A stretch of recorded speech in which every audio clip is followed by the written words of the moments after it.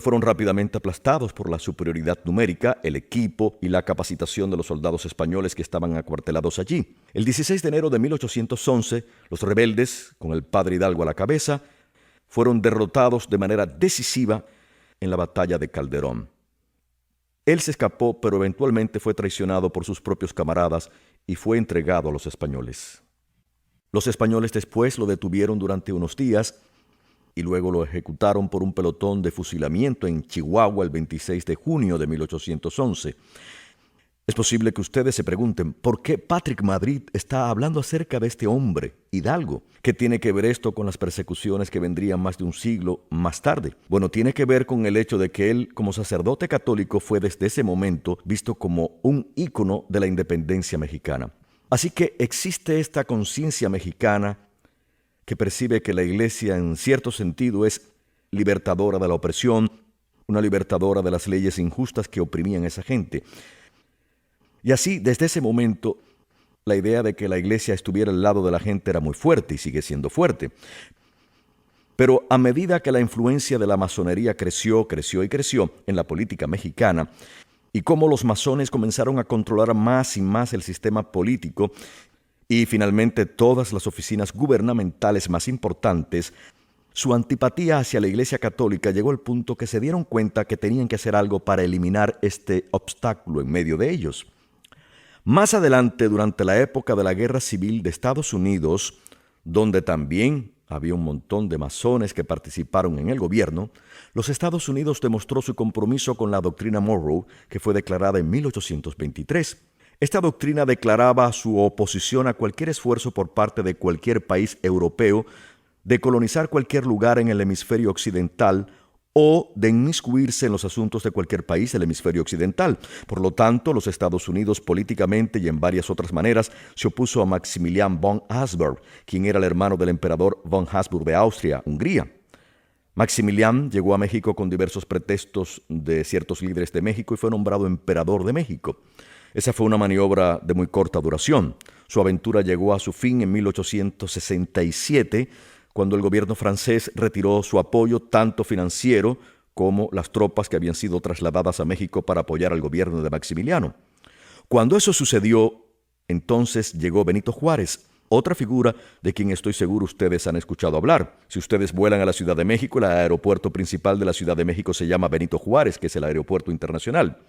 Él representaba el lado republicano del gobierno y no quería monarcas en México, y él fue el líder de la oposición a Maximiliano. Finalmente, Maximiliano fue derrocado, fue capturado, y a pesar de todas las peticiones de varios jefes de Estado en Europa, incluyendo el Papa y muchas otras personas alrededor del mundo, implorando que le perdonara la vida a Maximiliano y lo enviara al exilio, no obstante, Benito Juárez lo mandó a ejecutar a sangre fría por un pelotón de fusilamiento. Así, la reforma republicana de gobierno tomó control total de México. Y tengo que enfatizar que cuando hablo de la forma republicana del gobierno mexicano, no tiene nada que ver con el republicanismo en los Estados Unidos. Por lo tanto, independientemente de su partido político, no piensen en términos de demócratas y republicanos en los Estados Unidos cada vez que ustedes escuchen el término republicano. No hay conexión. ¿Cuál fue el primer acto oficial del presidente Benito Juárez cuando asumió el cargo en 1867? Bueno, su primer acto fue la confiscación de la parroquia católica de San Francisco en la Ciudad de México y convertirla en un templo masónico. Así que, si eso les da alguna idea a ustedes a dónde se dirigían las cosas, creo que ustedes pueden ver el tipo de influencia que los masones tenían. Cuando salió a la luz la encíclica Humanum Genus del Papa León XIII en 1884, incluyó una condena a la masonería. El gobierno mexicano prohibió toda publicación de esta encíclica. Durante 30 años, entre diciembre de 1881 y mayo de 1911, cuando Porfirio Díaz fue presidente, él no fue particularmente severo con la Iglesia Católica, ni causó problemas a la Iglesia Católica durante ese periodo, y las cosas fueron relativamente tranquilas, pero los problemas comenzaron poco después y condujeron a una crisis que voy a describir en un momento. Pero lo que vimos fue este aumento de presidentes masones anticatólicos en México. El peor de ellos fue Plutarco Elías Calles.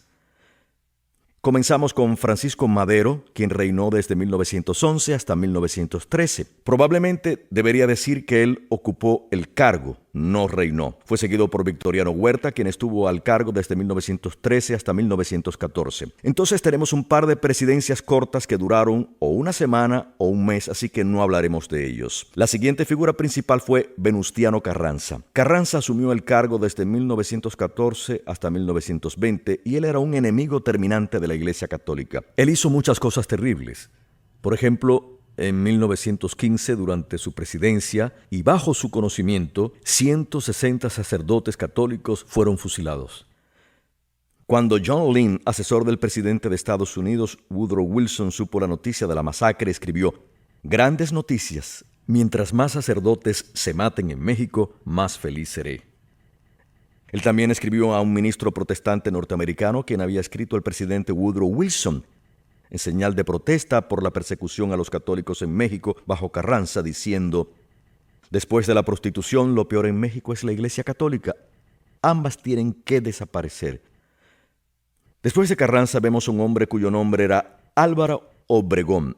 Él asumió al cargo desde 1920 hasta 1924. Fue seguido por Calles, el monstruo. Los esfuerzos de Carranza para frustrar la Iglesia eran terribles, pero esto no era nada en comparación a lo que Calles haría.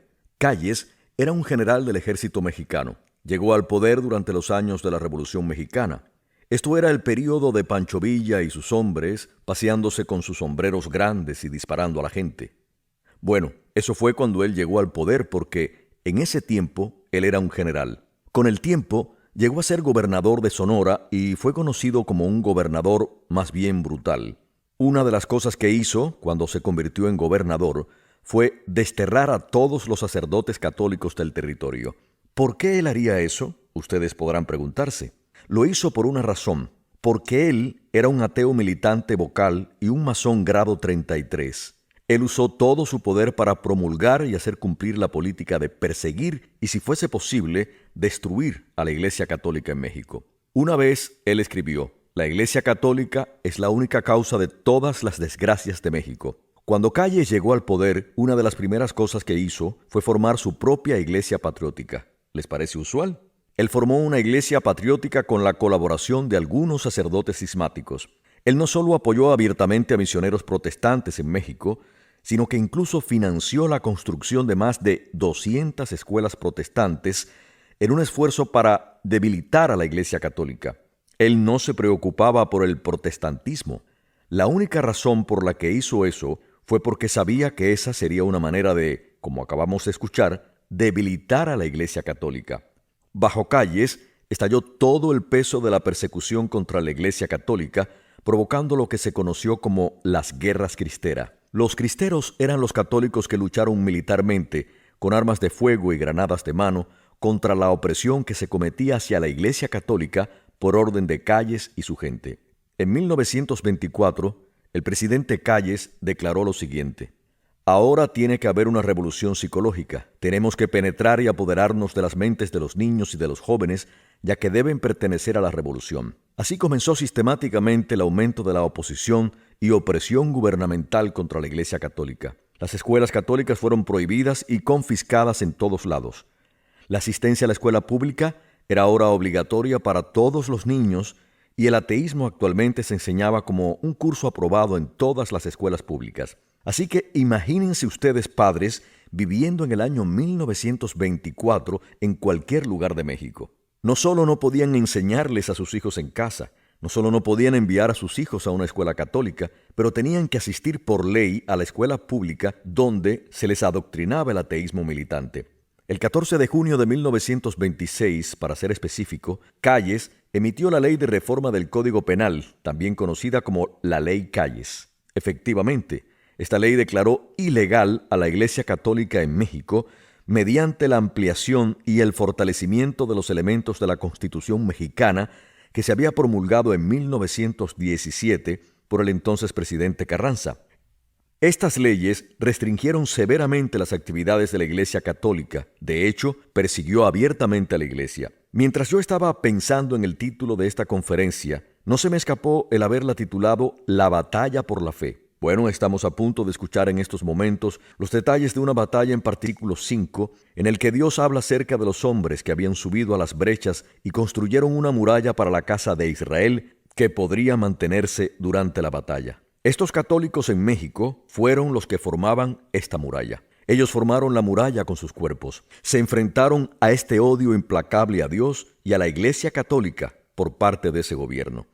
Ellos realmente fueron de los que San Pedro habla en 1 de Pedro capítulo 2. Piedras vivas que fueron construidas como un edificio sagrado del sacrificio y el martirio para defender la libertad de los creyentes católicos. De hecho, esto sucedió para asegurar que la fe católica en México no pudiera ser tan despiadadamente erradicada y destruida como se había planeado, pero pudiera ser preservada en la tierra donde la Santísima Virgen había aparecido más de 400 años antes. Ellos sabían lo que dice en Hechos capítulo 5, versículo 19, que tenían que obedecer a Dios antes que a los hombres. Estas son algunas de las cosas que impusieron a la Iglesia Católica por la ley Calles. Todos los mexicanos que tenían algún tipo de cargo público, ya fuera la policía, funcionario público, alcaldes, gobernadores o los que capturaban a los perros, todos ellos, de algún modo, estaban obligados a hacer un juramento público de la aceptación de los decretos del gobierno mexicano. Cualquier persona que se negaba era encarcelada o ejecutada por un pelotón de fusilamiento. Miles de heroicos hombres y mujeres católicos, sobre todo los laicos, fueron castigados de esta manera. Los multaban con 500 pesos por usar vestimenta sacerdotal o religiosa en público y los llevaban a una prisión de hasta 5 años por cuestionar las leyes. Esto es un poco tonto, pero las palabras y frases en español como adiós y si Dios quiere se prohibieron y se podía informar sobre las personas que decían adiós, es decir, ustedes podrían haberle dicho a la policía local y esa persona era multada. Si las personas que violaban esa ley eran capturadas, a ellas se les multaba, ya fuera con dinero o las enviaban a prisión por un tiempo. Todos los clérigos mexicanos nativos fueron obligados a registrarse con el Estado.